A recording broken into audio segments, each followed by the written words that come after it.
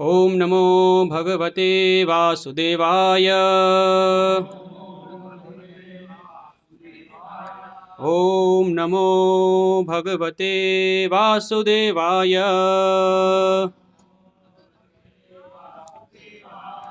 ओम नमो भगवते वासुदेवाय।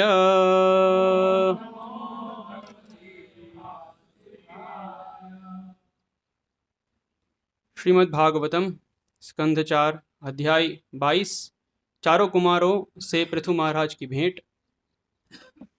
श्लोक संख्या 14। शब्द पाठ। भवत्सु कुशल प्रश्नः आत्म आरामेषु न इष्यते। कुशल अकुशलाः यत्र न सन्ति मतिवृत्तयः। भवत्सु कुशलप्रश्न आत्मारामेषु नेष्यते। कुशला कुशला यत्र न सन्ति मतिवृत्तयः। शब्दार्थ।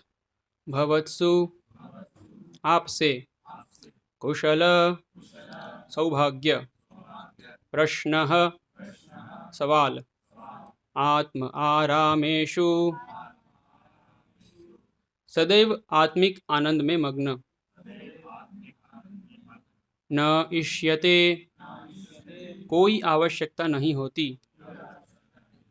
कुशल सौभाग्य, अकुशलाः अकुशलता, यत्र जहाँ, न कभी नहीं, संति रहते हैं, मतिवृत्तयः कोरी कल्पना। अनुवाद एवं तात्पर्य। इस्कॉन संस्थापक आचार्य कृष्ण कृपा मूर्ति श्री श्रीमद अभय चरण अरविंद भक्ति वेदांत स्वामी श्रील प्रभुपाद के द्वारा। अनुवाद। पृथु महाराज ने आगे कहा, हे महाशयो, आपसे आपकी कुशल तथा अकुशल पूछने की आवश्यकता नहीं है, क्योंकि आप नित्य आध्यात्मिक आनंद में लीन रहते हैं। आप में कुशल तथा अकुशल की मानसिक वृत्तियां पाई ही नहीं जाती है।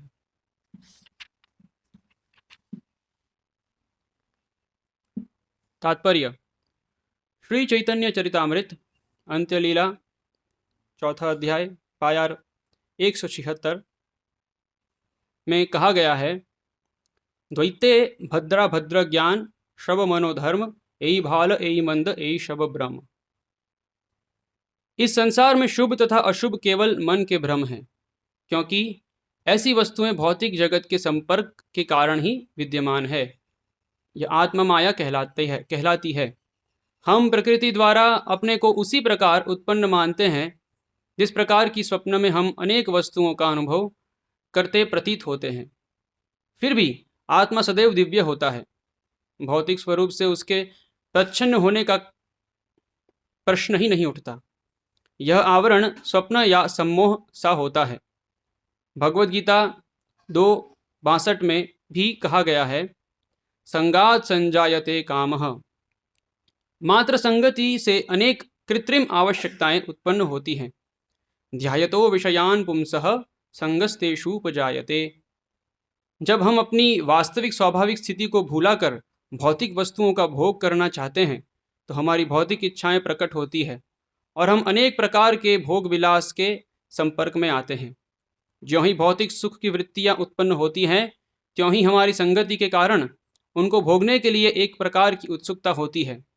और जब इस छद्म भोग से हम सुखी नहीं होते तो हम में दूसरा भ्रम उत्पन्न होता है, जिसे क्रोध कहा जाता है। और क्रोध के प्रकट होने से भ्रम और भी प्रबल हो जाता है। इस प्रकार मोहग्रस्त होने पर हम श्री कृष्ण से अपने संबंध को भूलने लगते हैं। फलस्वरूप हमारी वास्तविक बुद्धि भ्रष्ट हो जाती है। इस प्रकार हम इस भौतिक जगत में उलझ जाते हैं। भगवद गीता 2:63 में कहा गया है, क्रोधात् भवति सम्मोहः सम्मोहात् स्मृतिविभ्रमः स्मृतिभ्रंशात् बुद्धिनाशो बुद्धिनाशात् प्रणश्यति। भौतिक संगति से हम अपनी आत्मचेतना खो बैठते हैं, फलतः शुभ तथा अशुभ का प्रश्न उठता है। किंतु जो आत्माराम अर्थात स्वरूप सिद्ध है, वे ऐसे प्रश्नों से परे हैं। आत्माराम क्रमशः आत्मिक आनंद में और अधिक उन्नति करते हुए भगवान की संगति को प्राप्त होते हैं। यही जीवन की सिद्धि है। प्रारंभ में कुमार स्वरूप सिद्ध निर्विशेषवादी थे, किंतु उत्तरोत्तर वे परमेश्वर की लीलाओं के प्रति आकृष्ट होते गए। निष्कर्ष यह निकला कि जो भगवान की भक्ति में सदैव रत रहते हैं, उनके लिए शुभ तथा अशुभ की द्वैतता का प्रश्न ही नहीं उठता। अतः पृथु महाराज कुमारों के लिए नहीं, अपितु अपने लिए कुशल याचना कर रहे हैं। ओम अज्ञानतिमिरान्धस्य ज्ञानाञ्जनशलाकया चक्षुरुन्मीलितं येन तस्मै श्रीगुरवे नमः। श्रीचैतन्यमनोभीष्टं स्थापितं येन भूतले स्वयं रूपः कदा मह्यं ददाति स्वपदान्तिकम्। वन्देऽहं श्रीगुरो श्रीयुतपदकमलं श्रीगुरून् वैष्णवांश्च श्रीरूपं साग्रजातं सहगणरघुनाथान्वितं तं सजीवं साद्वैतं सावधूतं परिजनसहितं कृष्णचैतन्यदेवं श्रीराधाकृष्णपादान् सहगणललिता श्रीविशाखान्वितांश्च। जय श्रीकृष्ण चैतन्य प्रभु नित्यानंद श्री अद्वैत गदाधर श्रीवासादि गौरभक्तवृंद। हरे कृष्ण कृष्ण कृष्ण हरे हरे, हरे राम राम राम हरे हरे। तो इस अभी जो वृत्तांत चल रहा है कि कुछ दिनों से कि जब कोई मेहमान आते हैं, कोई अतिथि आते हैं, अतिथि सत्कार खासकर कैसे किया जाता है, तो कुछ दिन से हम देखें आचरण सदाचार क्या है, अतिथि को सम्मान करने का, उनका स्वागत करने का। अभी यहाँ पे इस श्लोक में पृथु महाराज कह रहे हैं, क्योंकि ये अतिथि कोई सामान्य अतिथि नहीं है, ये अतिथि 4 कुमार है, भगवान के भक्त हैं। तो पृथु महाराज कहते हैं कि हे महाशयो, आपसे आपकी कुशल तथा अकुशल पूछने की आवश्यकता नहीं है, क्योंकि आप नित्य आध्यात्मिक आनंद में लीन रहते हैं। आप में कुशल तथा अकुशल की मानसिक वृत्तियां पाई ही नहीं जाती है। तो क्योंकि ये भगवान के भक्त हैं, आत्माराम है, सिद्ध, 4 कुमार सिद्ध है, इसीलिए उनको क्षेम कुशल पूछना ये आवश्यकता नहीं है। तो ये भी एक सदाचार का भाग है कि जब कोई ऐसे साधु पुरुष, भगवान के भक्त, नित्य सिद्ध, भगवान के शुद्ध भक्त या वैष्णव ब्राह्मण अगर घर में या कहीं पर पधारते हैं, तो हम ऐसा नहीं पूछते हैं कैसे हो। उदाहरण रूप से जब मान लीजिए गुरु महाराज या कोई भी महाराज आते हैं, सन्यासी आते हैं, तो हम उनको नहीं पूछते हैं कैसे हो, महाराज आप कैसे हो है ना, वो विचार ही नहीं आता है। तो अगर हम इस विचार पे गौर करें कि किसी का क्षेम कुशल पूछना या कैसे हो, या गुजराती में बोलते हैं केम छो केमो नाचे है ना, हाउ आर यू। तो सबका विचार, इसके पीछे विचार क्या है कि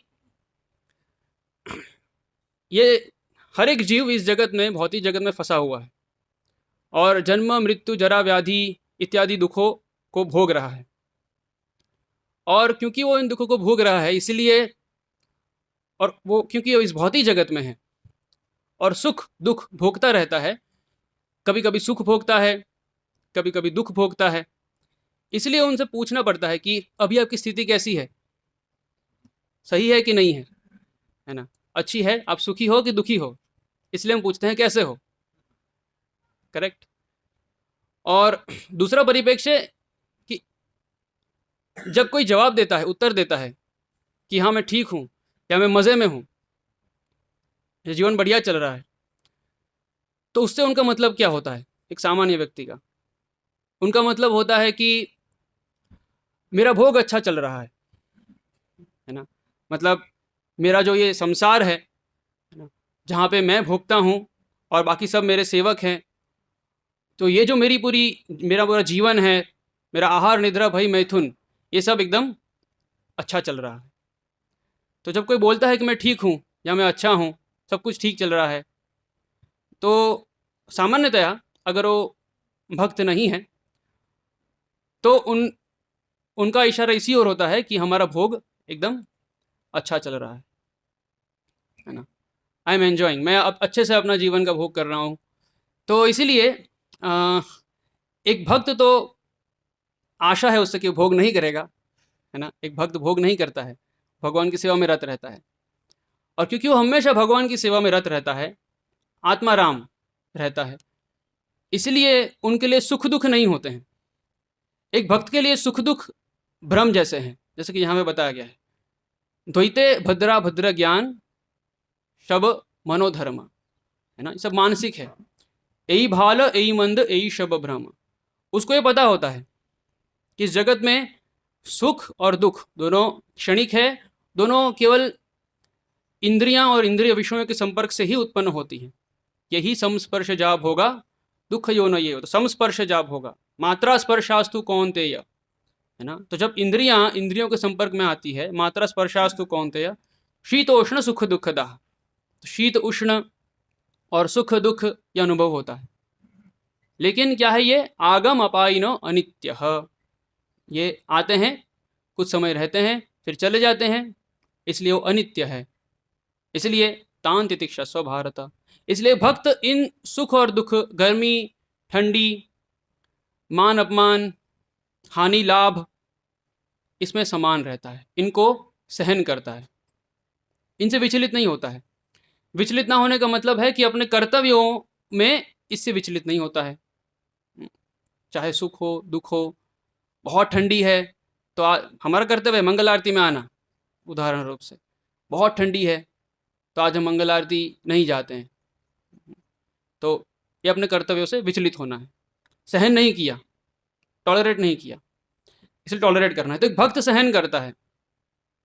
तो जनरली जब भी ऐसा प्रश्न पूछा जाता है भक्त को कि तो ना भक्त भोग करता है ना, कि वो बोले कि हाँ मेरा भोग अच्छे से चल रहा है, क्योंकि वो अपने संसार को, अपने परिवार को तो कृष्ण का दास मानता है और वो उसकी सेवा मानता है कि मुझे इन सब का ध्यान रखना है, इनको भक्ति में प्रगति करवाना है। तो भोग तो है ही नहीं वो उसके लिए, क्योंकि भोक्ता खुद को भोक्ता नहीं मानता है कि मैं भोक्ता हूँ। इसलिए उसका उत्तर ऐसा तो होगा नहीं कि हाँ सब कुछ अच्छा चल रहा है ना। और क्योंकि वो सुख दुख से प्रभावित नहीं होता है, उसको इतना इम्पोर्टेंस नहीं देता है, महत्व नहीं देता है सुख दुख को, इसलिए भी उसके लिए प्रश्न इतना उपयुक्त नहीं है क्या आप सुखी हैं कि दुखी हैं, क्योंकि उसके लिए वो इतना मायने नहीं रखता है। और उत्तरोत्तर जैसे वो प्रगति करेगा तो उसका सुख बढ़ता ही जाएगा। जैसे यहाँ पे बताया गया है कि पृथु महाराज बोल रहे हैं, क्योंकि आप नित्य आध्यात्मिक आनंद में लीन रहते हैं, इसलिए आपको ये प्रश्न पूछना, इसलिए आपकी कुशल तथा अकुशल पूछने की आवश्यकता नहीं है, आवश्यकता नहीं है ना पूछने की, क्योंकि तो नित्य आध्यात्मिक आनंद में लीन है। तो एक भक्त अगर भक्ति कर रहा है तो उसका आध्यात्मिक आनंद उत्तरोत्तर बढ़ता जाता है, बढ़ता जाता है, और इसीलिए उसके लिए सुख और दुख नहीं रहते हैं, केवल सुख रहता है। क्योंकि ये द्वैत कहाँ उत्पन्न होता है, इस जगत में उत्पन्न होता है। आध्यात्मिक जगत में जहाँ नित्य आनंद है, आध्यात्मिक आनंद है भगवान के साथ, वहाँ तो केवल केवल आध्यात्मिक आनंद ही है और कुछ नहीं है। ये दो चीज़ कहाँ से पैदा होती है, सुख और दुख, ये उत्पन्न कहाँ से होता है, इस जगत में उत्पन्न होता है। जैसे ही जीव इस भौतिक जगत में आता है तो उसके लिए दो बन जाता है सब कुछ, द्वैत, इसलिए इसको द्वैत कहा जाता है। द्वैते भद्रा भद्र ज्ञान, उसके लिए कुछ है जो प्राप्त करने के लिए है, जो उसको प्रगति करवाएगा। उन कार्यों को बोलेंगे पुण्य, पुण्य करेंगे तो वो भगवान की ओर आगे बढ़ेंगे, पाप करेंगे तो भगवान से दूर जाएंगे, से द्वैत आ जाता है ना। और फिर उन पुण्य कर्मों के फलस्वरूप उनके सुख और दुख होते हैं। लेकिन आध्यात्मिक जगत में ऐसा कुछ नहीं है, और जो इस चेतना में है जो इस जगत में रहते हुए भी आध्यात्मिक चेतना में है, मुक्त है, उसके लिए भी ये सुख दुख नहीं है। तो जो ऐसे अनंत आध्यात्मिक आनंद में लीन रहते हैं, उनको पूछना कि आप ठीक है कि नहीं है, आप कैसे हो, वो व्यर्थ है। वो ऐसे ही है जैसे कि आप एलोन मस्क को पूछे कि क्या आपके पास अभी पैसा है है ना। हालांकि उनकी स्थिति भी कभी भी डामाडोल हो सकती है ना, वो भी गरीब बन सकते हैं, लेकिन जिनके पास अथाह धन है, उनको ये पूछना कि आपके पास धन है, तो कोई मतलब नहीं निकलता है। या समुद्र को पूछना कि आपके पास पानी है, उसका मतलब नहीं निकलता है। वैसे एक भक्त को पूछना कि आप आनंद में हो कि नहीं हो, उसका प्रश्न नहीं है, क्योंकि एक दूसरा दृष्टिकोण है कि उसको आनंद चाहिए ही नहीं, उसका उद्देश्य है ही नहीं आनंद प्राप्त करना। लेकिन इस जगत में सबका उद्देश्य है भोग करना, आनंद प्राप्त करना। इसीलिए लोग पूछते हैं आप आनंद में हो कि नहीं हो, ठीक है कि नहीं सब कुछ। और वो भी अधिकतर बस एक फॉर्मेलिटी होती है ना। तो एक भक्त का क्या उत्तर होना चाहिए जब अगर इनके कोई पूछता भी है? सबसे पहले तो भक्त को क्या पूछना चाहिए? भक्त को, जैसे कोई बहुत वरिष्ठ भक्त आते हैं तो हम कभी पूछते नहीं प्रभु जी आप कैसे हैं, या महाराज आप कैसे हैं, है ना। वहाँ तो सीधा बात होता है कुछ। जब भी कोई महान व्यक्ति आता है तो उनको रिस्पेक्ट देने, तो कैसे रिस्पेक्ट देना है? सबसे अच्छा माध्यम है उनको रिस्पेक्ट देने का, ऑफ कोर्स उनको बिठा करके, आसन दे करके, उनका पूजा करना, वर्शिप करना, पादाभिषेक करना, वो सब है। लेकिन प्रश्न पूछना उनसे कि मैं फंसा हुआ हूँ, मैं इस जन्म मृत्यु के चक्कर से कैसे निकलूँ, मुझे उपदेश दीजिए। ब्रह्म जिज्ञासा। जब भी कोई साधु पुरुष, है ना, वैष्णव आते हैं तो उनसे ये प्रश्न पूछना चाहिए। जो पूरी तरह से भगवान में लीन है उनके लिए तो सुख दुख जैसा कुछ है नहीं। अनुभव करते हैं वो, लेकिन उससे उनको इतना फर्क नहीं पड़ता है, क्योंकि उनको प्राप्त ही नहीं करना है।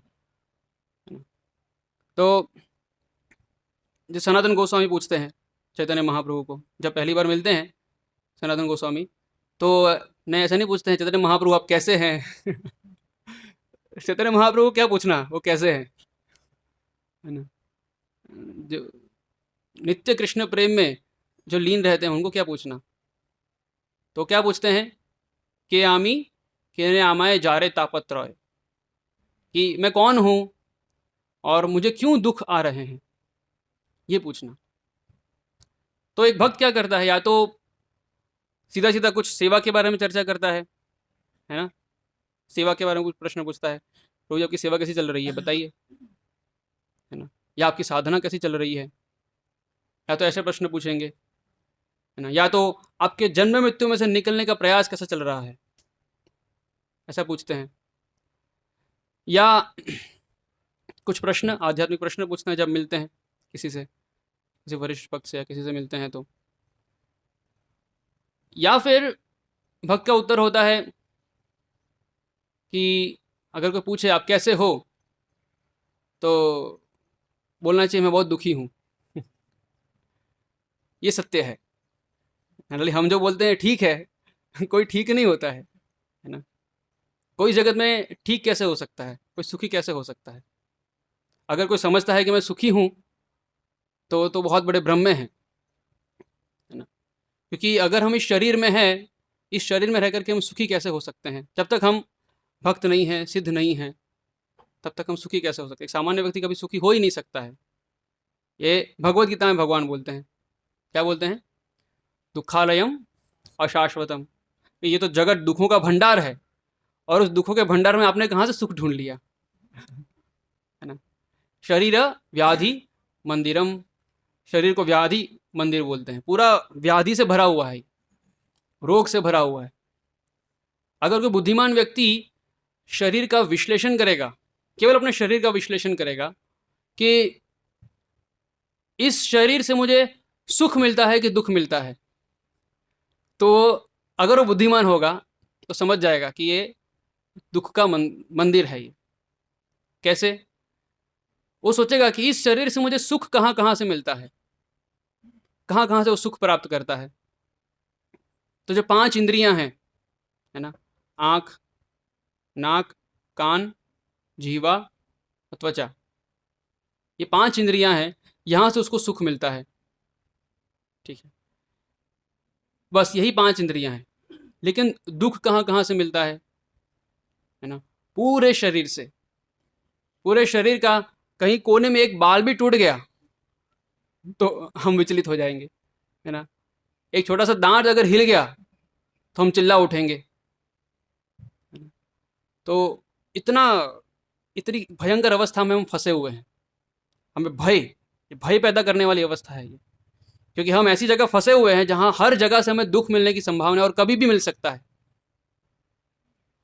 थोड़ा सा कुछ गड़बड़ हो गया, दौड़ते दौड़ते मंगल आरती आ रहे हैं और थोड़ा सा पैर लड़क गया तो मोच आ जाएगी, है ना? थोड़ा सा गिर गए तो चोट लग जाएगी, है ना? तो कितनी सारी जगह है। सुख कहाँ से मिल रहा है? 5 जगह से। और दुख कहाँ कहाँ से मिल रहा है? पूरे शरीर से। पता भी नहीं होता है शरीर के अंदर कितनी सारी चीज़ें हैं, कितने सारे क्या बोलते हैं, ऑर्गन्स, ऑर्गन को क्या बोलते हैं, कितने सारे अंग है शरीर के अंदर, है ना? उनमें से कुछ गड़बड़ हो गया, कुछ लीवर में प्रॉब्लम हो गई, स्टमक में प्रॉब्लम हो गई, है ना? तो कितना दुख मिलता है उससे। तो कोई बुद्धिमान व्यक्ति ये सोच करके इस निष्कर्ष पे आएगा कि ये सुख के लिए तो नहीं है, तो सुख का भोग करना तो व्यर्थ है। इसके ऊपर 4 दुख तो है ही।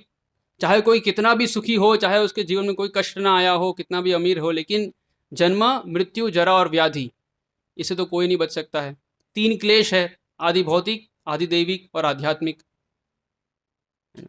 उसके बाद खुद के अनर्थ है इतने सारे, काम, क्रोध, लोभ, मोह, मद, मत्सर्य, इससे हम दुखी रहते हैं। उसके ऊपर अभी आधुनिक सभ्यता में इतनी सारी जटिल व्यवस्थाएं कर दी है कि आहार, निद्रा, भय, मैथुन के लिए भी बहुत कष्ट उठाना पड़ता है ना? तो कैसे कोई बोल सकता है कि मैं सुखी हूं? तो एक कथा है, एक स्टोरी है ना? एक बार क्या होता है, एक गांव में सर्कस वाले आते हैं। 1 रुपए में सर्कस सबको। तो गांव वाले बहुत वो हो जाते हैं, उत्सुक हो जाते हैं कि अरे वाह, बढ़िया है, चलो 1 रुपए में सर्कस मिल रहा है ना? तो सब लाइन लगा देते हैं सर्कस के लिए। और सर्कस में क्या, 2 एंट्री एग्जिट बाजू बाजू में ही होता है। ये एंट्री है, उसके बाजू में ही एग्जिट है। यहाँ से अंदर जाना है और सर्कस देखना है, यहाँ से बाहर आना है। और शर्त है कि एक समय पे एक ही व्यक्ति सर्कस देखने जा सकता है। तो एंट्री के बाहर सब गांव वालों ने लाइन लगा दी, और जो सबसे पहला था वो तो बहुत उत्सुक था कि यस, सबसे पहले मैं देखूंगा, है ना? बहुत आशा थी उसको, सुख की आशा थी। तो 1 रुपये देता है, अंदर जाता है और दिखता है अंदर कुछ नहीं है, खाली है सब कुछ।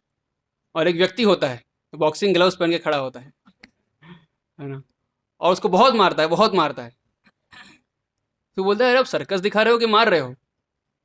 तो बोलता है, 1 रुपये में तो ऐसा ही सर्कस मिलेगा। तो फिर अभी वो सोचता है, अगर मैं बाहर जाके बोलूँगा कि मैं मार खा के आया हूँ तो पूरी दुनिया हंसेगी मुझ पे। तो क्या करता है, बाहर जाके हंसते हंसते जाता है बाहर। वो बोलता है, बहुत अच्छा सर्कस था, बहुत मज़ा आया, है ना? कैसे हो आप? ठीक हूँ, बहुत मज़े में हूँ, है ना?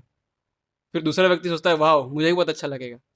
फिर वो जाता है अंदर, वो भी मार खाता है। बोलता है, पहले को तो आपने सर्कस दिखाया और मुझे मार रहे हो?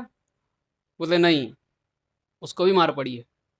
तो वो बोलता है कि अगर मैं अगर बाहर जाके बोलूँगा कि मैं तो मार खा के आया हूँ तो सब मुझे बोलेंगे मूर्ख, कि वो सर्कस देख के आ गया, तू मार खा के आ गया। तो वो भी बाहर जाता है हंसता हुआ और बोलता है, बहुत अच्छा था, बहुत मज़ा आया। ऐसे पूरा गांव एक के बाद एक के बाद एक अंदर जाता है, मार खाता है, और सब बोलते हैं बहुत अच्छा लगा। ऐसी ही हमारी स्थिति है ना? सब दुखी हैं, लेकिन जब किसी को फ़ोन करके पूछेंगे या मिलेंगे तो पूछेंगे, कैसे हैं? तो बहुत अच्छे हैं, मज़े में हैं, सब ठीक है। नहीं, एक्चुअली ये बोलना चाहिए कि दुखी है, बहुत दुखी है। तो कुछ ब्रह्म जिज्ञासा, कुछ चर्चा तो शुरू होगी। सामने वाला पूछेगा, भाई क्यों दुखी है? तो उनको बोलेंगे, भाई सब सब दुखी है। कुछ प्रीचिंग हो जाएगा उस बहाने, है ना? तो इसलिए एक भक्त के जीवन में वो एक भक्त ऐसा उत्तर देता है कि हम दुखी हैं, है ना? या प्रश्न पूछता है कुछ, कैसे हो, सब इतना पूछने की आवश्यकता नहीं रहती उसको। अ, भक्त का सुख कैसा होता है यहाँ पे बताया है, क्योंकि आप नित्य आध्यात्मिक आनंद में लीन रहते हैं। जो चार कुमार है उनकी स्थिति का वर्णन किया गया यहाँ पे। वो नित्य आध्यात्मिक आनंद में लीन रहते हैं। तो जो भी ऐसे परमहंस है, महाभागवत है, शुद्ध भक्त है, या जो साधक अवस्था में भी है लेकिन उत्तरोत्तर प्रगति कर रहे हैं, तो उनका आध्यात्मिक आनंद बढ़ता जाता है। और जो सिद्ध है वो तो नित्य आनंद में रहते ही हैं, है ना। तो जैसे चैतन्य महाप्रभु की प्रार्थना में हम सुनते हैं, आनंदाम बुद्धिवर्धनम, आनंदाम बुद्धिवर्धनम। अम्बुधि जो समुद्र है, आनंद का समुद्र है। जनरली देखते समुद्र कभी बढ़ता नहीं है, समुद्र अपनी सीमाओं में रहता है। लेकिन भक्ति करने से और हरिनाम लेने से, खासकर हरिनाम लेने से ये जो आनंद का समुद्र है वो बढ़ता जाता है, बढ़ता जाता है, बढ़ता जाता है। एक तो ऑलरेडी समुद्र है ना, आनंद का समुद्र है वो, और वो भी बढ़ रहा है। ऐसे ऐसी उपमा दी है यहाँ पे। तो हर एक जीव इस जगत में आनंद लेना चाहता है, क्यों? क्योंकि उसका स्वभाव है आनंदमयो अभ्यासात। वो सच्चित आनंद, आनंद से बना हुआ है। लेकिन समस्या क्या होती है कि हम इस जगत में आकर के स्वामी बन करके आनंद लेना चाहते हैं, सेवक बन करके आनंद लेने की हमारा विचार नहीं आता है, जब तक हम भगवान के भक्तों के संपर्क में नहीं आते। तो कोई पूछ सकता है कि सेवक बनने में क्या आनंद है? एक स्टूडेंट ने मुझे पूछा, तो सेवक बनने में, दास बनने में कैसा आनंद है?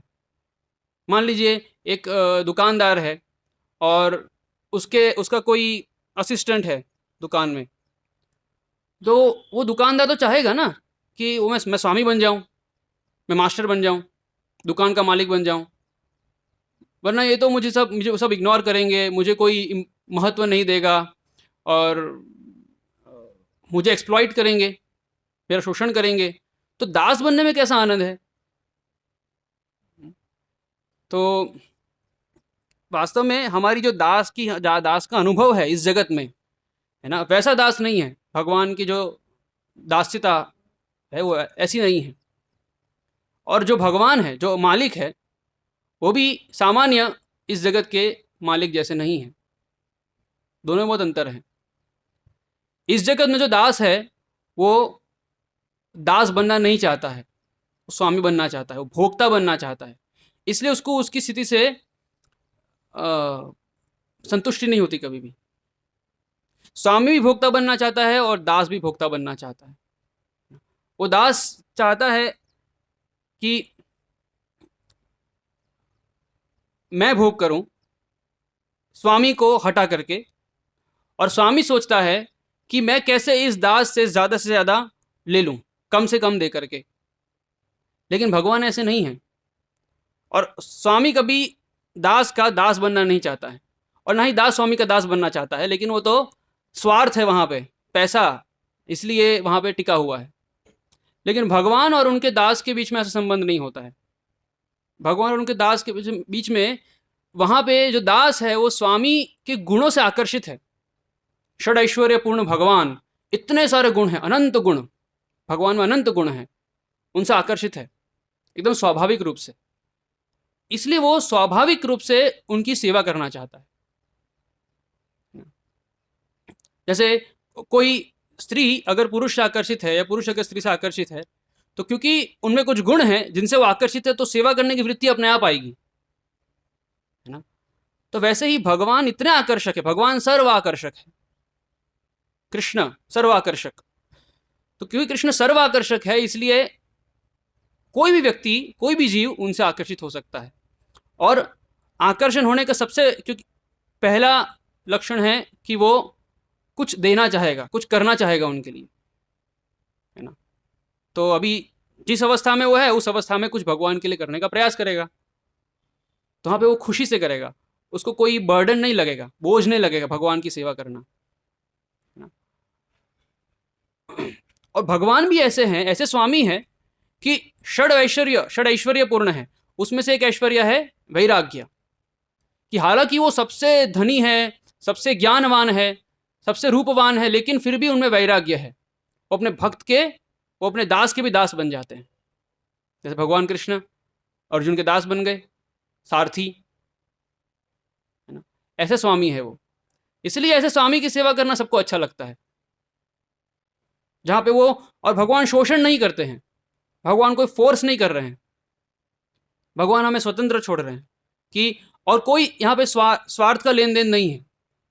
स्वार्थ से तो भगवान बहुत दूर रहते हैं। जो व्यक्ति स्वार्थी है उससे तो भगवान बहुत दूर रहते हैं, है ना, क्योंकि भगवान खुद निस्वार्थ है, तो अपने भक्तों से भी निस्वार्थता ही चाहते हैं, है ना। तो जब भगवान और भक्त का ऐसा आदान प्रदान होता है, तो क्योंकि भगवान अपने भक्तों के दास बनने के लिए भी स्वीकार कर लेते हैं। युधिष्ठिर महाराज के राजसूय यज्ञ में सब उन्होंने भगवान का डिपार्टमेंट क्या था? सबका अलग अलग डिपार्टमेंट था। तो भगवान का डिपार्टमेंट था ब्राह्मणों की जूठी प्लेट सेवा करना, उनका चरणाभिषेक, वो सब सेवा करना, है ना, वो उनकी सेवा थी। तो ये देखिए, भगवान अनंत कोटि ब्रह्मांड के स्वामी हैं, उनको क्या ज़रूरत है, लेकिन फिर भी वो युधिष्ठिर महाराज के राजसूय यज्ञ में कोई छोटी सी कुछ तुच्छ सेवा करना चाहते हैं, है ना। तो और ऐसे बहुत सारे उदाहरण हैं जहाँ पे भगवान अपने भक्त के लिए भक्त वत्सलता दिखाते हैं, उनके लिए, उनकी भक्ति सेवा के लिए अपना वचन भी तोड़ देते हैं भगवान, है ना। भीष्म पितामह अर्जुन को मारना चाहते थे, तो भीष्म पितामह वो बाण ले लिए, 5 बाण ले लिए भगवान के कहने पर अर्जुन ने। तो भीष्म पितामह बोलते हैं कि भगवान ने मेरा वचन तोड़ने का प्रयास कर रहा है ना, कल या तो अर्जुन मरेगा या तो भगवान को अपना वचन तोड़ना पड़ेगा। तो भीष्म पितामह बहुत भीषण युद्ध करते हैं, और ऐसा लग रहा है कि अर्जुन मरने ही वाला है, अर्जुन आधे हृदय से युद्ध कर रहा है, क्योंकि उनके पितामह हैं, मार नहीं पा रहा है, पूरा युद्ध नहीं कर पा रहा है। तो भगवान फिर बोलते हैं कि आप युद्ध लड़ो, आधे हृदय से युद्ध मत लड़ो, लेकिन वो लड़ नहीं पाते हैं। तो फिर भगवान अपने भक्त की रक्षा के लिए खुद का वचन तोड़ देते हैं। उन्होंने वचन लिया था कि मैं महाभारत के युद्ध में कोई भी अस्त्र नहीं उठाऊंगा। भगवान कूदते हैं रथ से, है ना, और पास में कोई रथ का पहिया होता है, वो उठा लेते हैं, और ऐसे ही बिना उनका ऊपर जो उत्तरीय होता है वो भी उतर जाता है, वो भी निकल जाता है, और ऐसे ही चल के जा रहे हैं भगवान रथ लेकर के। भीष्म पितामह, जिनको बड़े बड़े महारथी अतिरथी भी नहीं हरा सकते हैं, बहुत सारे दिव्यास्त्र भी उनको नहीं हरा सकते हैं, और भगवान के रथ के पहिए लेकर के भगवान को मारने जा रहे हैं, है ना। और अर्जुन ये देख करके समझ जाते कि अरे मेरी वजह से भगवान को अपना वचन तोड़ना पड़ रहा है।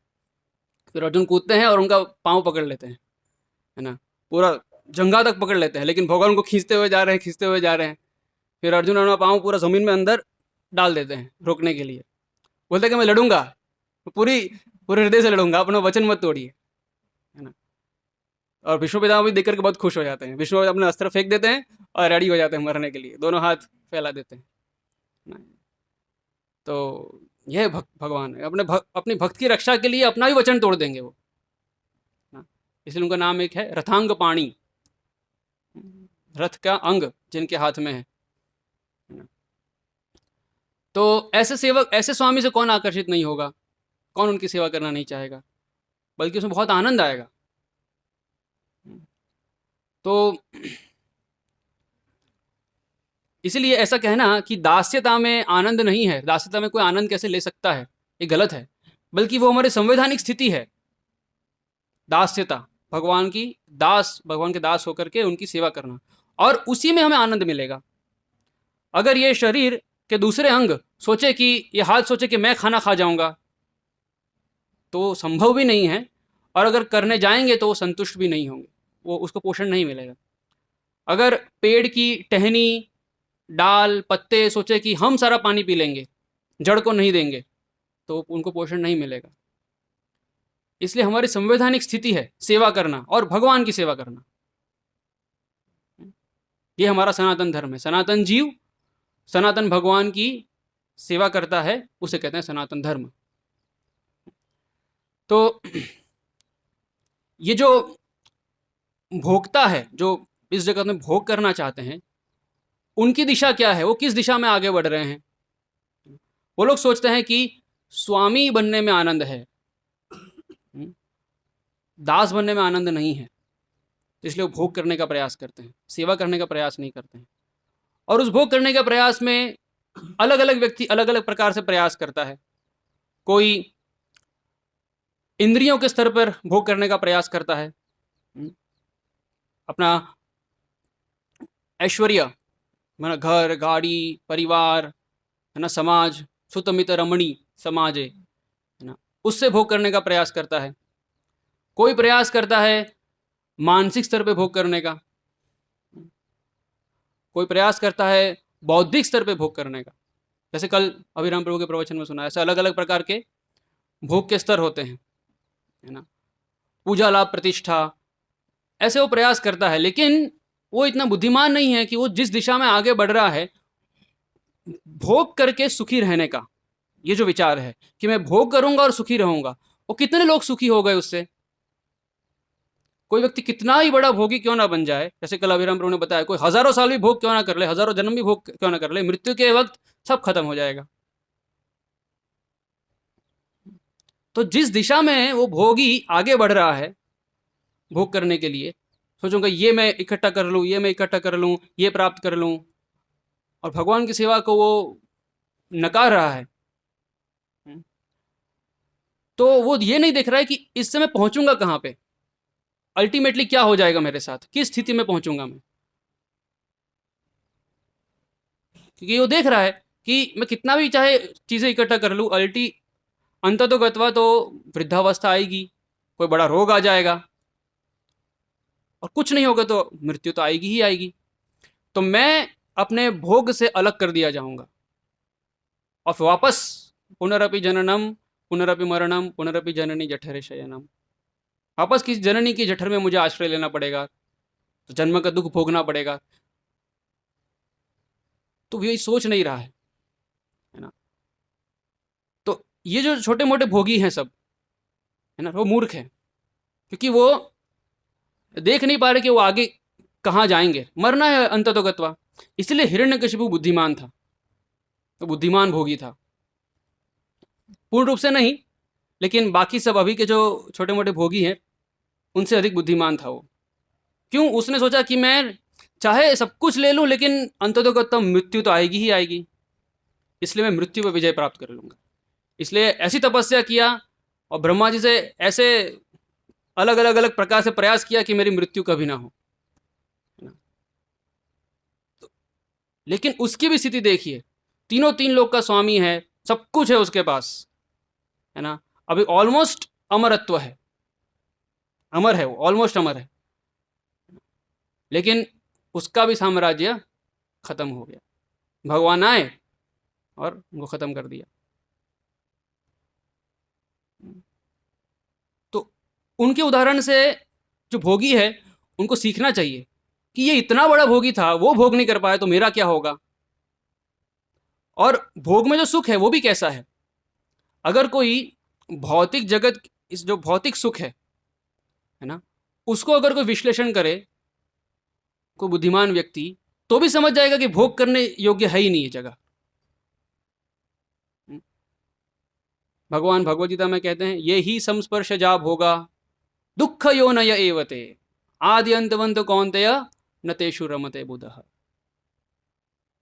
भगवान वो जो संस्पर्श जा भोगा, जो जो सुख इंद्रियां और इंद्रिय विषयों के संपर्क से मिल रहा है, तो उससे एक सामान्य जीव को लगता है सुख मिलेगा, अभी मुझे सुख मिलेगा। भगवान बोल रहे हैं दुख योनया, उससे दुख उत्पन्न होगा, दुख की योनि है वो, वहां से दुख उत्पन्न होने वाला है, जन्म, दुख का जन्म होने वाला है। लेकिन हम सोचते हैं सुख मिलेगा, क्यों? आदि अंतवत, उसकी एक शुरुआत है और उसका एक अंत है। कोई भी सुख आप ले लीजिए, मैंने कोई नया मोबाइल लिया है किसी ने, तो जब अपना वो पैकेज खोलता है ना, और सब ऐप्स डाउनलोड करता है, वो कितना अच्छा लगता है, नया नया मोबाइल। लेकिन कितने समय वो नया रहता है, कितने समय वो आनंद आता है। पहली बार जब आपने खोला था वो आनंद, और उसके एक दो महीने बाद उसी मोबाइल को आप छुएंगे तो वो आनंद नहीं मिलेगा। तो कहाँ गया वो आनंद? यही भालो, यही मंद, यही सब भ्रम, सब भ्रम है ना। तो कई लोग दुख को सुख समझ लेते हैं। सुख प्राप्त करने में जो दुख आता है उसको वो लोग सुख समझते हैं, वाह बहुत अच्छा सुख है। जैसे ऊंट है ना, ऊंट क्या खाता है? कांटे। उसकी जीभ से खून निकल रहा है ना, और उसको टेस्ट आ रहा है कांटों का, उसके खून का वो टेस्ट ले रहा है, उसको लग रहा है वाह बहुत अच्छा है। तो इस जगत में हम लेने का प्रयास करते हैं, लेकिन उसमें कितना दुख मिलता है, कितना कष्ट मिलता है। कोई कोई लोग समझते हैं कि मेहनत करने में सुख है, कि हम मेहनत करेंगे, और उसी को वो सुख समझते हैं। जैसे गधा है ना, घास हर जगह अवेलेबल है, लेकिन वो मेहनत करके सुख प्राप्त करेगा। मैं बहुत मेहनत करूंगा, मैं मालिक की अच्छे से सेवा करूंगा, तो मुझे थोड़ी घास देगा, है ना। तो कुछ लोग ऐसे होते हैं जो मेहनत करने को सुख समझते हैं, कि बहुत मेहनत करो, बहुत मेहनत करो, इसके बाद जाके सुख मिलेगा, आशा।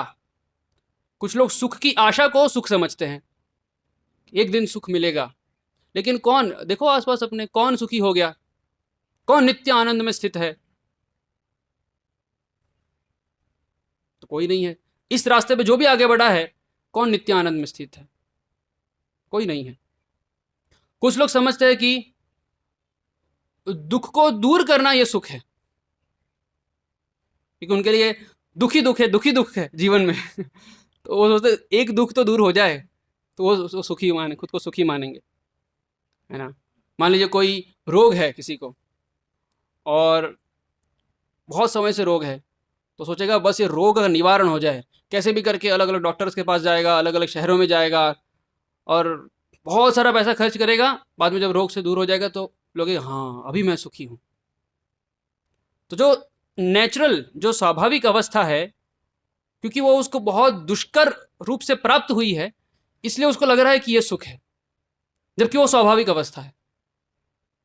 सुखी रहना, एक हेल्दी लाइफ जीना, ये स्वाभाविक है, ये सुख नहीं है। लेकिन उसको वो सुख समझता है कि जब सारे दुख दूर हो जाएंगे तो ये मेरे लिए सुख है।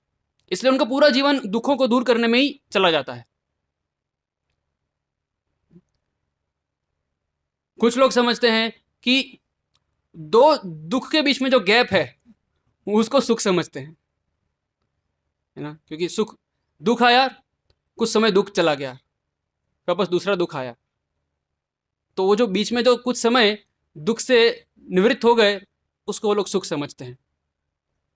जैसे कि पहले एक ऐसी पनिशमेंट दी जाती थी कैदी को, कि उसका सिर पकड़ेंगे और पानी में डुबा देंगे, है ना, और सांस खत्म हो उसके पहले सिर बाहर निकाल देंगे। तो बाहर निकलेगा तो गहरी सांस लेगा, फिर जैसे ही सांस लेगा तुरंत वापस अंदर डाल देंगे सिर पानी में, फिर सांस वापस खत्म होने वाली होगी, मरने से पहले वापस बाहर निकाल देंगे। तो उसको जिंदा क्यों रख रहे हैं? सांस खत्म होने से पहले क्यों निकाल रहे हैं उसको? ताकि उसको सजा मिले। तो जो दो दुख के बीच में, जहां उसकी दम घुट रहा है, जहां उसको चैन की सांस आ रही है, उसको वो सुख समझ रहा है। तो इस जगत में जो हमें सुख मिलता है, वो इसलिए नहीं कि हमें सुख देना है, वो इसलिए है कि हमारी सुख की आशा बनी रहे। साधु लोग बोलते रहते हैं दुख है, दुख है, दुख है। कहां दुख है? सुख तो है जीवन में, है ना। ये देखो, अभी मेरी अवस्था देखो। हम लोग बोलते हैं यूथ प्रोग्राम में पूछते हैं स्टूडेंट्स को, तो कितने लोग सोचते हैं कि आप लोग अभी सुखी हैं? तो बहुत लोग हाथ उठाते हैं, हाँ हम सुखी हैं। आजकल तो ऐसा नहीं होता है, लेकिन पहले पहले होता था, हाथ उठाते थे, हाँ हम सुखी है ना। तो क्यों? क्योंकि अभी जवान है, सब इंद्रियां एकदम मजबूत है ना, माता पिता पैसा भेज रहे हैं, इसलिए एंजॉय करना है, लाइफ को एंजॉय कर रहे हैं, कोई टेंशन नहीं है। वो लोग समझते हैं सुखी है।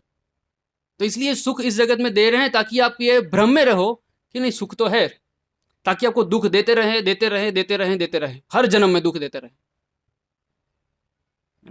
वो दो बूंद रेगिस्तान में, दो बूंद पानी जैसा है वो, उससे कितनी तृप्ति मिलती है। इसलिए जीव भटकता रहता है। मान लीजिए आपको वैकेशन दे दिया गया, है ना।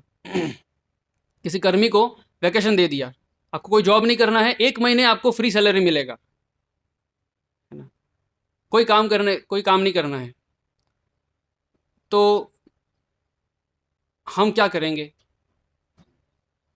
हम प्लान बनाएंगे, ठीक है 1 महीना है तो हम गोवा घूमने जाएंगे, फिर शिमला घूमने जाएंगे, फिर रिलेटिव्स को मिल देंगे, है ना। या किसी को 1 दिन की छुट्टी मिली है तो स्टूडेंट्स लोग प्लान करते हैं 1 दिन की छुट्टी है, ठीक है चलो तो आज हम पहले मूवी देखने जाएंगे, मूवी देखने के बाद फिर वहाँ खाना खाने जाएंगे, फिर वहाँ से उस बीच पे जाएंगे, वहाँ से फिर ये करेंगे, रात को फिर आएंगे। तो उनको सुख प्राप्त करने के लिए अलग अलग अलग अलग चीज़ ढूंढनी पड़ती है, अलग अलग चीज़ों का आश्रय लेना पड़ता है, क्योंकि हर सुख का एक शुरुआत है और एक अंत है। मूवी देखने गए, 2 घंटे का मूवी है, खत्म हो गया। अभी अभी क्या, जीवन भर की तृप्ति तो मिल नहीं गई। अभी तो आनंद चाहिए ना, नित्य आनंद चाहिए, क्योंकि आत्मा का स्वभाव है सच्चिदानंद, आनंदमय अभ्यासात। तो आनंद के लिए फिर और कुछ प्रयास करेगा, फिर कुछ और ढूंढने जाएगा, फिर और कुछ प्रयास करेगा। लेकिन इस प्रयास में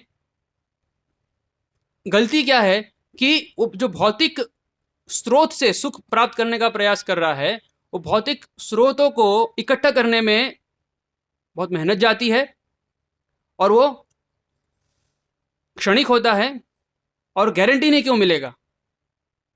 जो लोग पैसे वाले हैं वो लोगों ने प्रयास कर लिया तो ठीक है, उनको पूरे दिन का आनंद मिल गया।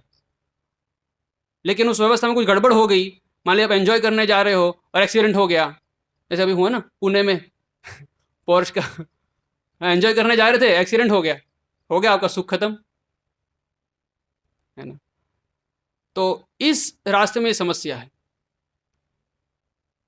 और मान लीजिए कोई हिरण्यकशिपु जितना शक्तिशाली है, सोच ले कि नहीं कोई बाधा नहीं होगा, ये भौतिक भौतिक सुख सुविधाएं उपलब्ध करने में अगर समस्या है तो पूरा का पूरा भौतिक जगत में अपना बना लूंगा, और उन्होंने वही कर दिया, पूरा तीनों तीन लोग खुद के बना लिए।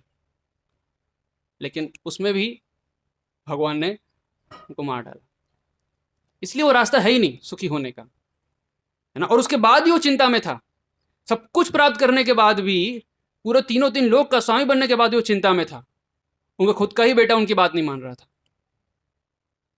है ना, और अपने इंद्रियों का दास था। जीवा बोलती ये खा लो तो ये खा लो, कान बोलता ये सुन लो तो ये सुन लो, इसलिए वो गोदास है। अदांत गोभिर विश्रिताम तमिश्रम पुनः पुनश्चर्वित चर्वणा नाम। तो इसलिए कुछ लोग ऐसा समझते हैं, दो दुखों के बीच में जो उनको थोड़ा सा गैप मिलता है उसको वो लोग सुख समझते हैं। इसलिए भौतिक सुख कभी भी संतुष्ट नहीं करता है, और समय के साथ वो फीका होता जाता है ना। आपने बहुत सारे, आपको मान लीजिए गुलाब जामुन पसंद है ना, खीर पसंद है, या कोई नमकीन पसंद है, तो आपने 1 बार लेंगे, 2 बार लेंगे, 3 बार लेंगे, कितना आनंद आएगा फिर उसमें, फिर उसे ऊब जाएंगे, नहीं प्रभु जी बस अभी और नहीं। तो जो सुख से है पहले आप वेलकम वेलकम कर रहे थे, उसको बोले नहीं नहीं नहीं अभी और नहीं, प्लेट लेके भागेंगे इतनी इतनी घृणा हो जाएगी उससे उस सुख से, तो प्लेट लेके भागेंगे, नहीं अभी और नहीं ना। मतलब वो सुख मानसिक था, भ्रम था, उसमें वास्तव में सुख नहीं है। भगवान का प्रसाद है, वो दिव्य है, लेकिन वो उस चेतना से लेना चाहिए कि भगवान का प्रसाद है, वो सुख है वास्तव में, कि भगवान अपनी कृपा मुझे दे रहे हैं, ये सुख है। टेस्ट है वो फिर सेकेंडरी है।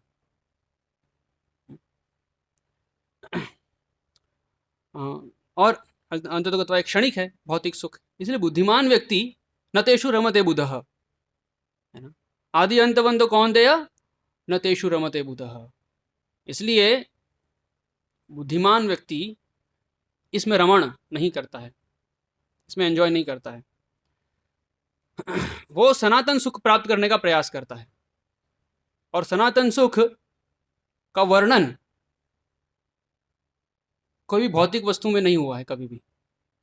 कोको कोला का एडवर्टाइजमेंट होता है ओपन हैप्पीनेस, है ना लेकिन उसमें कोई हैप्पीनेस नहीं है ना। ये सब प्रोडक्ट्स को ऐसे ही प्रमोट किया था कि इससे आप सुखी हो जाएंगे, इससे आप सुखी हो जाएंगे, ये लीजिए आप खुश हो जाएंगे। लेकिन हमें समझना चाहिए कि वो वास्तव में सुख नहीं है, कुछ टेम्पररी भ्रम है। बल्कि हमें नित्य सुख के लिए प्रयास करना चाहिए। नित्य सुख जैसे कि आनंदाम बुद्धिवर्धनम, चैतन्य महाप्रभु का वर्णन पढ़िए, है ना। चैतन्य महाप्रभु अगर आप पढ़ेंगे अंत्य लीला में, चैतन्य महाप्रभु जो भाव अवस्था में है, क्या बोलते हैं, महाभाव अवस्था में है, तो वो हमेशा भगवान के कीर्तन में हमेशा नृत्य करते हैं, रोते रहते हैं, है ना। अष्ट सात्विक विकार आ रहे हैं, और जैसे ही नदी, किसी नदी को देखते हैं तो यमुना समझ के भाग जाते हैं, उसमें कूद जाते हैं। किसी पर्वत को देखते हैं तो गोवर्धन समझ के वहां चले जाते हैं। हमेशा कृष्ण के विचारों में लीन है। और ऐसे ऐसे अंग विकार है उसमें बताए हैं, पूरे कछुए ऐसे उनका शरीर हो जाता है। इतना आनंद है, एक्सटेसी इतनी है कि पूरे सारे अंग अंदर चले जाते हैं। और गंभीरा में जहाँ वर्णन है कि लास्ट में अंत्य लीला में आखिरी में आता है कि भगवान से विरह इतना तीव्र है कि उनको गंभीरा में बंद कर देते हैं। स्वरूप दामोदर और उनके पार्षद सब हैं, तो गंभीरा में बंद कर देते हैं। तो दरवाज़ा ढूंढने के लिए पूरा दीवारों पे अपना गाल और मुंह पूरा रगड़ रहे हैं, पूरा खून निकल रहा है। और भगवान की कथा, प्रहलाद महाराज की कथा, ऐसा अलग अलग कथाएं सुन रहे हैं 24 आवर्स। हमेशा आंतरिक रूप से तो हमेशा वो भगवान के विचार करते थे। बाहरी तौर से उनके जो कार्य है ना, प्रसाद लेना है, जगन्नाथ भगवान के दर्शन करने जाना है, वो ऑटोमेटिक चल रहे हैं। तो ये स्तर है जो हमें प्राप्त करना है, नित्य आनंद का स्तर। गोस्वामी गण देखिए, कुछ नहीं है उनके पास, ना कोई बहुत बड़ा बंगला है, कोई भौतिक उपलब्धि नहीं है ना। तो हम समझ सकते हैं यहाँ पे एक व्यक्ति बड़ी बड़ी वस्तुएं, सारी वस्तुएं इकट्ठा कर रहा है, घर, गाड़ी, पैसा, परिवार, सब कुछ इकट्ठा कर रहा है, और फिर भी टेंशन में है, सुखी नहीं है ना, असंतुष्ट है। और यहाँ पे एक तरफ कुछ नहीं है, पेड़ के नीचे सो रहे हैं, 2 दिन में एक बार छाछ पी रहे हैं, एक दिन में 1-1.5 घंटा सो रहे हैं, आहार निद्रा भय मैथुन ऑलमोस्ट जीरो है, कोई भौतिक उपलब्धि भी नहीं है। वस्त्र के नाम पे बस कुछ लॉइन क्लॉथ, है ना, क्या बोलते हैं, कंठ पहना हुआ है, लेकिन फिर परम सुखी है। तो इससे पता चलता है कि सुख भौतिक वस्तुओं में नहीं है। जितना ज़्यादा हम कृष्ण की कथा में, कृष्ण के बारे में श्रवण करने में, कीर्तन करने में अपने आप को लगाएंगे, उतना ही हम सुखी होंगे। यही हमारा सुख है, और कोई सुख हमारा सुख नहीं है ना।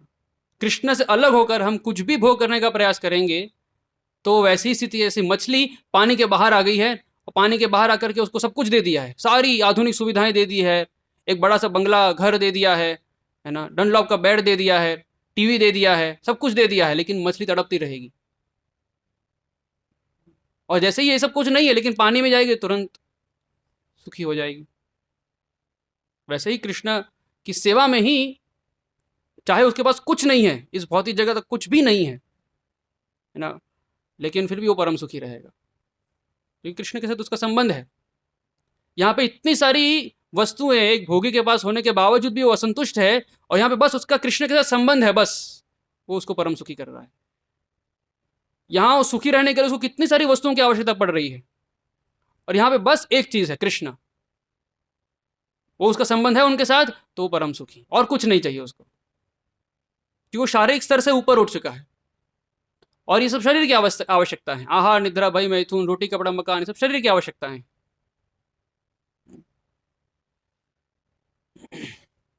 कोलाबचर श्रीधर देखिए, सुदामा देखिए, उनके पास क्या ऐश्वर्य था, ऑलमोस्ट नेग्लिजिबल, कुछ नहीं था। कोलाबचर श्रीधर कुछ नहीं कमाते थे, है ना, केले के पत्ते से कुछ दोना पत्तल बना करके बेचते थे, उसमें से भी 50% वो भगवान की सेवा में देते थे, लेकिन फिर भी सुखी थे। और अगर हमारा स्टैंडर्ड ऑफ लिविंग थोड़ा ऊपर नीचे हो गया तो हम हिल जाएंगे, हमारी भक्ति भी हिल जाएगी। तो इस स्तर तक आना है, क्योंकि भौतिक परिस्थितियों को आप कभी कंट्रोल नहीं कर सकते हो। आप प्रयास कर लीजिए, ठीक है, हो सकता है एक जन्म में आप कंट्रोल कर लें, लेकिन उस कंट्रोल करने में आपका जो टाइम एंड एनर्जी गया है, उस टाइम और एनर्जी में आप कृष्ण की सेवा कर सकते थे, जिससे आप इस जन्म मृत्यु के चक्कर से ही मुक्त हो जाते। लेकिन वो टाइम और एनर्जी में जो कृष्ण के समय उपयोग करना था वो उपयोग ना करके अपने भौतिक परिस्थितियों को ठीक ठाक करने में लगा दिया। और फिर क्या होगा, अगर वो एक जन्म में ठीक हो गई मान लीजिए, तो अगले जन्म में क्या होगा? जरूरी नहीं कि अगले जन्म में ठीक होगी। इसलिए केवल एकदम मिनिमम आवश्यकताओं को रखते हुए, बस आहार निद्रा भई मैथुन रोटी कपड़ा मकान, एकदम मिनिमम आवश्यकता करके अधिक समय हमें इस आध्यात्मिक सुख को प्राप्त करने में लगाना चाहिए। तो और ये आध्यात्मिक सुख, ये अनंत सुख एडवर्टाइज किया गया है शास्त्रों में, है ना। इसका विज्ञापन किया गया है शास्त्रों में कि इसको प्राप्त करो। जैसे छठे अध्याय में है, 20 से 23 श्लोक में आता है, सुखम आत्यंतिकम यत्तत् बुद्धिग्राह्यम अतीन्द्रियम। सुखम आत्यंतिक, अत्यंत सुख प्राप्त होगा इस अवस्था में, है ना। यम लब्ध्वा चा परम लाभम मन्यते नाधिकम ततः। और जिसको प्राप्त करके आपको लगे और कुछ प्राप्त करने के लिए नहीं बचा है।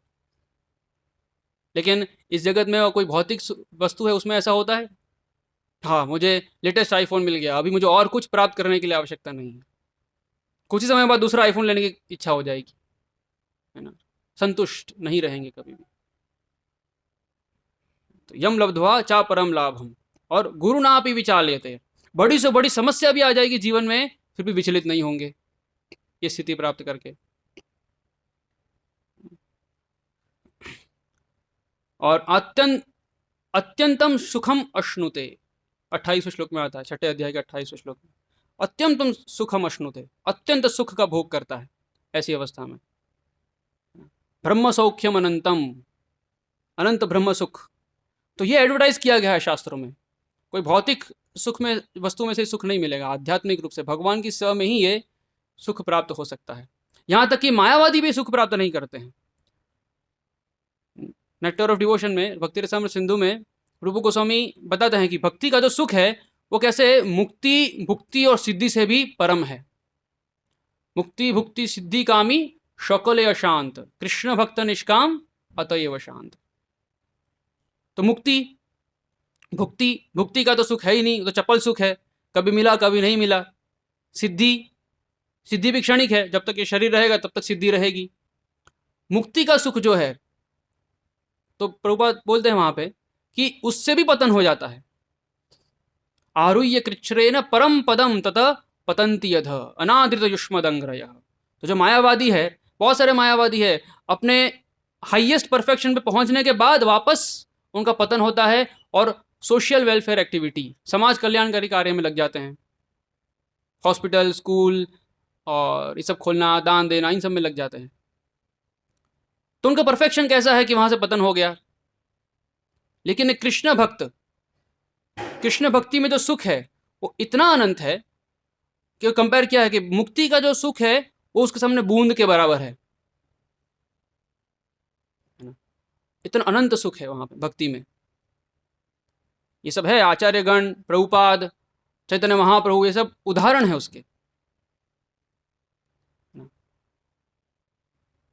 तो वो अनंत सुख अगर वो उस स्तर पे पहुंचा नहीं है, मायावादी का क्या है, वो उस स्तर पे पहुंच गए, उनके उनके जो परफेक्शन है उस सिद्ध अवस्था में पहुंच गए, वहां से भी उनका पतन हो सकता है। तब बोलेंगे पतन तो भक्त का भी होता है। हाँ, भक्त का भी होता है, लेकिन अगर वो चरम सीमा पे पहुंच गया, अगर वो परफेक्शन पे, प्रेम स्तर पे पहुंच गया, वहां से पतन नहीं होगा।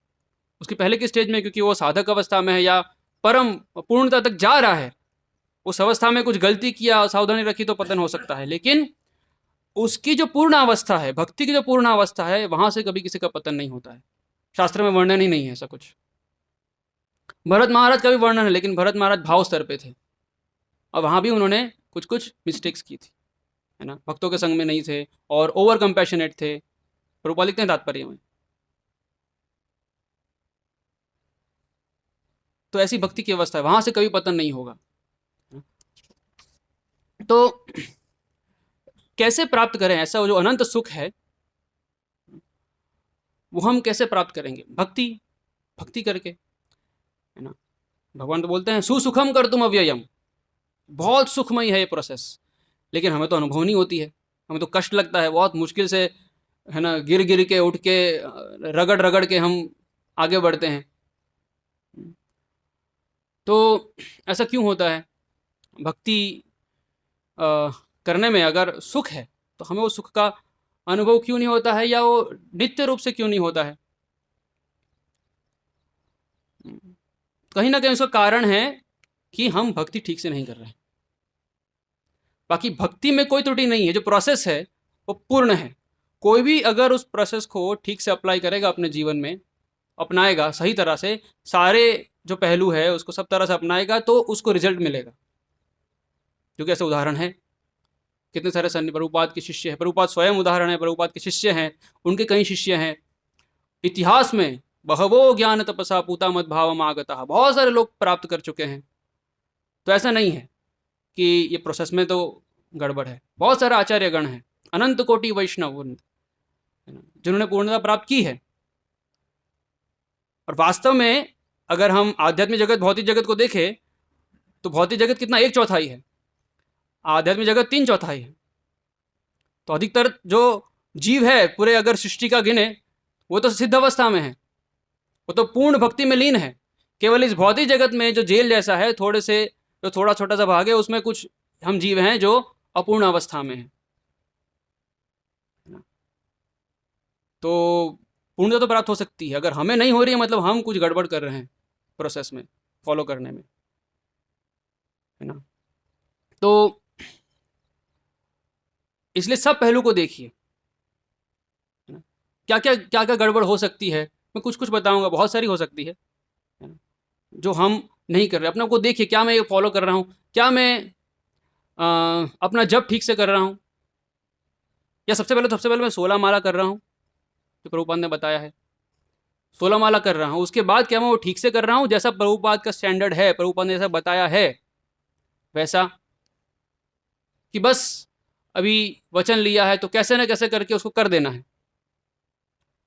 करना तो है ही, लेकिन उसमें फिर हमें मेहनत, हमें प्रयास होना चाहिए वो अच्छे से करने में। क्या मैं, मेरी फिलोसफी मेरी ठीक है, क्या मुझे सब फिलोसॉफिकल पॉइंट सब अच्छे से पता है, यानी कि दर्शन या तत्व सब सही से पता है कि नहीं, तत्व विभ्रम, ये भी कारण हो सकता है ठीक से भक्ति ना करने का। तत्व विभ्रम, फिलोसफी भी पता नहीं है, क्यों पता नहीं है, क्योंकि प्रभुपाद की बुक्स नहीं पढ़ रहे हैं। अगर प्रभुपाद की बुक्स पढ़ेंगे तो फिलोसॉफिकल प्रॉब्लम कभी आएगा ही नहीं। या क्या कारण है हमें सुख नहीं मिल रहा है भक्ति करने में, 4 नियम पालन नहीं कर रहे हैं, तो वो हम देखें क्या 4 नियम पूरी तरह से पालन कर रहे हैं। फिर एक कारण हो सकता है वैष्णव अपराध, क्या हम वैष्णव अपराध तो नहीं कर रहे, भक्तों से डीलिंग करना, सबसे पहले तो भक्तों के साथ रहना, है ना, तभी तो वैष्णव अपराध का प्रश्न आएगा। अकेला अकेला कोई रहेगा तो वैष्णव अपराध तो होगा ही नहीं, है ना।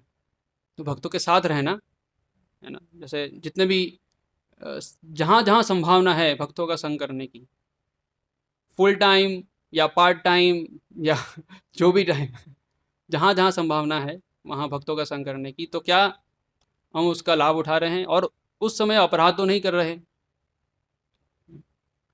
देखने में दृष्टिकोण में भेद होता है कि जो मंदिर के भक्त है वही वैष्णव है ना, जो दूसरे हैं स्टूडेंट्स हैं या गृहस्थ हैं, उनमें वैष्णवता नहीं दिख रही है, तो ये भी अपराध है। असत्संग, हम असत्संग कर रहे हैं, या तो मोबाइल के माध्यम से, टीवी सीरियल्स, इन सब के माध्यम से, या जहाँ हमारा कार्य क्षेत्र है वहाँ पे असत्संग कर रहे हैं। कीर्तन में नाच नहीं रहे, ये भी हो सकता है। कि आनंद कैसे आएगा, आप कीर्तन में नाचेंगे ही नहीं तो आनंद कैसे आएगा, है ना। तो कीर्तन में नाचिए, है ना। भक्ति विकास महाराज, परम पूज्य भक्ति विकास महाराज लिखते हैं ब्रह्मचर्य बुक में, अगर उत्साह कम लग रहा है तो बस उत्साह से कार्य करो, कीर्तन में नाचो, नाचने का मन नहीं कर रहा है फिर भी नाचो, तो उत्साह अपने आप आ जाएगा। ऐसा कैसे हो सकता है कि वो नाच रहा है और उसको उत्साह नहीं है तो नाचो, है ना, ऐसा। और सब कुछ कर रहे हैं लेकिन मान लीजिए सेवा नहीं कर रहे, बाकी सब कुछ ठीक ठाक कर रहे हैं, है ना, लेकिन सेवा नहीं कर रहे, तो कुछ सेवा करिए, कुछ जिम्मेदारी उठाना, प्रगति होती है कुछ जिम्मेदारी उठाने से। जैसे बहुत सारे भक्त हैं जो गृहस्थ भक्त हैं, कोई जैसे बहुत सारे भक्तों ने जैसे बहुत सारे भक्त लोग मिलकर के डेकोरेशन, जब भी फेस्टिवल होता है तो डेकोरेशन की जिम्मेदारी लेकर रखी है। तो मंदिर में कोई टेंशन नहीं कि डेकोरेशन कैसे होगा, कौन करेगा, है ना। फिर ड्रामा, है ना, जिन्होंने ड्रामा की जिम्मेदारी उठा कर रखी, कोई टेंशन नहीं है, ड्रामा कैसे होगा, कब होगा, सब मैनेज हो जाता है। ऐसा ही कुछ माताएं हैं, फूल माला की सेवा करती है, बत्ती बनाना है, ऐसे बहुत सारी जिम्मेदारियाँ मंदिर की जो है वो उठा के रखी है ना, अकाउंट्स हैं। तो आप लोग खुद प्रयास कीजिए, कुछ कुछ देखिए क्या जिम्मेदारी उससे आप कनेक्टेड फील करेंगे मंदिर से, है ना। ऐसे बहुत सारी दूसरी सेवाएं हो सकती है, कुकिंग है, कुछ भक्त कुकिंग में योगदान देते हैं। तो जब हम सेवा करेंगे, कुछ जिम्मेदारी लेंगे, ऐसी कोई चीज़ जिसके लिए हम अकाउंटेबल है ना, तो हम कनेक्टेड फील करेंगे। उसके लिए अब सबकी दशा अलग अलग होगी, सबकी परिस्थितियां अलग अलग होंगी, इसलिए जनरल स्टेटमेंट है कि सेवा करें। बाकी किसकी कैसी परिस्थिति है वो कैसे पता लगेगा, जब आप किसी भक्त के अंडर में रहकर भक्ति करेंगे, किसी अथॉरिटी को स्वीकार करेंगे, किसी भक्त की शरण में रह करके, उनके मार्गदर्शन में रह करके भक्ति करेंगे, वो देखेंगे आप हर चीज रिपोर्ट कर रहे हैं कि नहीं कर रहे हैं, आपकी स्थिति क्या है, आपकी भौतिक स्थिति, आपकी आध्यात्मिक स्थिति का सब कुछ उनको पता होना चाहिए। तो आपको अच्छे से मार्गदर्शन कर पाएंगे वो कि आपका कितना समय आपके जीविकोपार्जन में जाता है, कितना समय आपकी साधना में जाता है, कितना समय सेवा में जाता है। तो ये सब को देख करके और कैसे भगवान की भक्ति में सेवा में समय बढ़ाए, ये हर एक भक्त को एक भक्त के आश्रय में रह करके, है ना, उनके मार्गदर्शन में रह करके करना चाहिए। जब तक आश्रय लया जे भजे तारे कृष्ण नाही त्यजे, आर सब मरे अकार। जब तक आश्रय नहीं है किसी भक्त का, तब तक भक्ति में प्रगति नहीं होगी। भक्ति करते रहेंगे आप, लेकिन प्रगति नहीं होगी। भक्ति तो हमेशा मार्गदर्शन में ही होती है, कि भक्ति का एसेंस है। जैसे कल अभिराम प्रभु के लेक्चर में सुना कितनी बार, गुरु और कृष्ण की सेवा, गुरु और कृष्ण की प्रसन्नता। तो कैसे प्रसन्न, गुरु महाराज तो बहुत दूर है, जो मान जो दीक्षित भक्त है, गुरु महाराज तो बहुत दूर है, कैसे गुरु को प्रसन्न करेंगे। तो व्यावहारिक रूप से आपके लिए अभी गुरु यहाँ के आपकी जो अथॉरिटी है ना, वो है।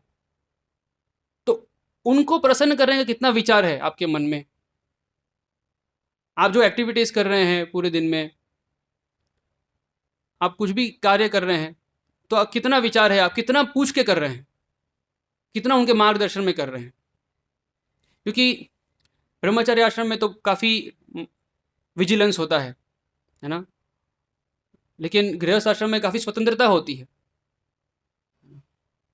तो उसमें स्वेच्छा से शरणागति लेना कि प्रभु जी मैं आपकी शरण में हूं और आप मुझे मार्गदर्शन दीजिए, जैसा आप बोलेंगे, जब बोलेंगे वैसा मैं करूंगा। कम से कम आपकी जीवन की क्या क्या परिस्थितियां हैं, क्या कर रहे हैं आप, क्यों कर रहे हैं आप, इतना समय अभी कमाने में लगा रहे हैं या इतना समय अभी भक्ति कर रहे हैं, या जो भी, कम से कम उनको पता होना चाहिए। तो आपको उस प्रकार से मार्गदर्शन दे पाएंगे। जब आप स्वेच्छा से शरणागति लेने का प्रस्तुत करेंगे, तो कोई आपको आश्रय देने का विचार करेगा। जब तक आप स्वेच्छा से शरणागति नहीं लेंगे तो कोई आश्रय कैसे देगा। फिर ऐसे ही ऊपर ऊपर से ही मार्गदर्शन होगा, है ना। ठीक है, 16 माला करते रहिए, है ना, प्रभुपाद बुक्स पढ़ते रहिए, लेकिन पर्सनली अपने जीवन में मैं इन अनर्थों से कैसे बाहर आऊं, जी ये अनर्थ है मेरे अंदर, है ना, ये पालन हो पा रहा है, ये पालन नहीं हो पा रहा है, ये अनर्थ है, मैं इससे कैसे बाहर आऊं, तो वो लेना चाहिए। और जिन भी भक्त से आप इंस्पायर्ड हैं, है ना, उनसे आप जाकर व्यक्त कर सकते हैं और उनको बोलिए कि शिष्यस्ते हम शाधि माम त्वाम प्रपन्नम, है ना। मैं शरणागत हूँ, मुझे मार्गदर्शन दीजिए। तो कम से कम जीवन में भौतिक परिस्थितियाँ तो कोई उसका कोई गारंटी नहीं है, वो तो ऊपर नीचे हो ही जाएगी। लेकिन आध्यात्मिक रूप से कभी हम कोई गलती ना कर दें, आध्यात्मिक रूप से, है ना? क्योंकि किस समय क्या धर्म है, क्या अधर्म है ना? सम्मूढ़ चेता, जैसे अर्जुन कंफ्यूज हो गए, वैसे हमारे जीवन में बहुत सारी परिस्थितियाँ आती है ऐसी। इस स्थिति में क्या करें? 16 माला छोड़े कि नहीं छोड़े? इस स्थिति में क्या करें? भगवान का प्रसाद बनाए कि ना बनाए? इस स्थिति में क्या करें? बहुत सारी ऐसी परिस्थितियाँ आती है।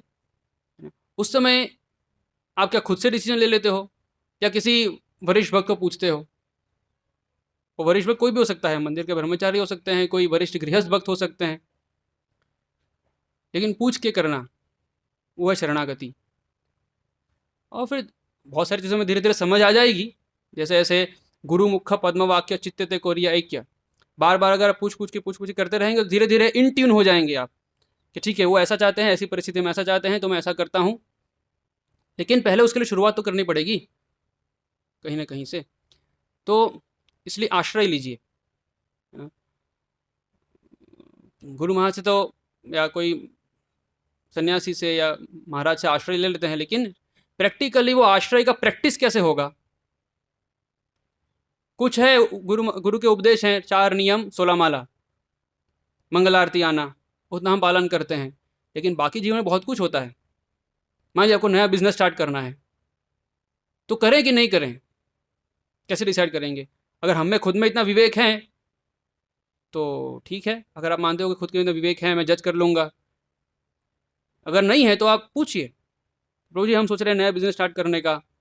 तो फिर वो भक्त आपको मार्गदर्शन देंगे, कि ऐसे मार्गदर्शन देंगे जिससे आपकी भक्ति नष्ट ना हो, डिस्टर्ब ना हो। लेकिन पॉइंट क्या है, प्रॉब्लम क्या आती है, वहां पे बात मानना पड़ेगा। और मना कर दिया तो इच्छा है, और मना कर दिया कि नहीं नहीं खोल सकते क्योंकि आपकी इतना टाइम चला जाएगा आपका, ऑलरेडी आप जॉब कर रहे हो, ऊपर से बिजनेस करोगे तो आपका भक्ति का टाइम कम हो जाएगा। मना कर दिया तो फिर बात माननी पड़ेगी, मेरी इच्छा तो पूरी होगी नहीं। तो वहां प्रश्न आता है शरणागति का, आप कितने शरणागत हो। उन्होंने आपको बता दिया, देखो आपकी भक्ति के लिए अच्छा है, अगर आप करना चाहे तो करिए। आश्रय क्यों लिया है? ताकि भक्ति अच्छे से हो सके। भक्ति का मतलब ही तो आश्रय लेना, तो वो ले लिया है, लेकिन प्रैक्टिकली अगर हम नहीं ले रहे हैं, कुछ कुछ पूछ के नहीं कर रहे हैं, तो फिर वो कैसा आश्रय है? अपूर्ण है। तो उसका फल भी अपूर्ण ही मिलेगा। तो उतना ही फिर आनंद मिलेगा भक्ति में, जितना आश्रय लेंगे उतना ही आनंद मिलेगा। ठीक है, यहाँ पे हम विराम लेते हैं। हरे कृष्णा। किसी का कोई प्रश्न है तो पूछ सकते हैं।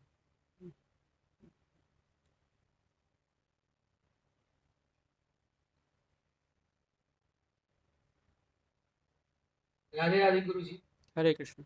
जैसे अभी हम छात्र अवस्था में हैं और आप कहते हैं कि कृष्ण भक्ति से ही सुख प्राप्ति होती है, हम्म। तो और हमारी पढ़ाई ही बहुत मतलब समय लेती है और हमारे पास समय नहीं मिलता माला जपने का, मंदिर जाने का। तो इसका आप ऐसा कोई रास्ता बताइए कि हम भगवान से भी जुड़े रहे और अपना कर्म भी करते रहे बिना किसी रुकावट के। बिना किसी रुकावट के क्या करते रहे, कर्म या भक्ति? मतलब पढ़ाई भी हमारी चले और भगवान की भी भक्ति भी हमारी। वो तो जनरल आंसर है कि, इसका जनरल आंसर तो नहीं है, वो तो इंडिविजुअली केस टू केस देखना पड़ेगा। आप पढ़ाई में कितना टाइम दे रहे हो। अभी कोई होता है जो केवल इंजीनियरिंग की पढ़ाई कर रहा है, उसमें हो सकता है इतना टाइम ना देना पड़े। कोई हो रहा है यूपीएससी या ऐसे कोई एंट्रेंस एग्जाम की तैयारी कर रहा है, बहुत घंटों घंटों पढ़ना है, तो कैसे उसमें टाइम निकालेंगे? फिर 16 माला 2 घंटा उसमें जाएगा। तो वो इंडिविजुअली देखना पड़ेगा, इसका कोई हम जनरल आंसर ऐसा नहीं दे सकते। व्यक्तिगत रूप से आप मिलिएगा तो व्यक्तिगत आंसर आपको दे देंगे।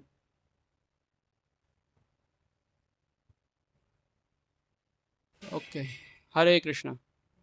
शिल प्रभुपाद की, श्रीमद् भागवतम की।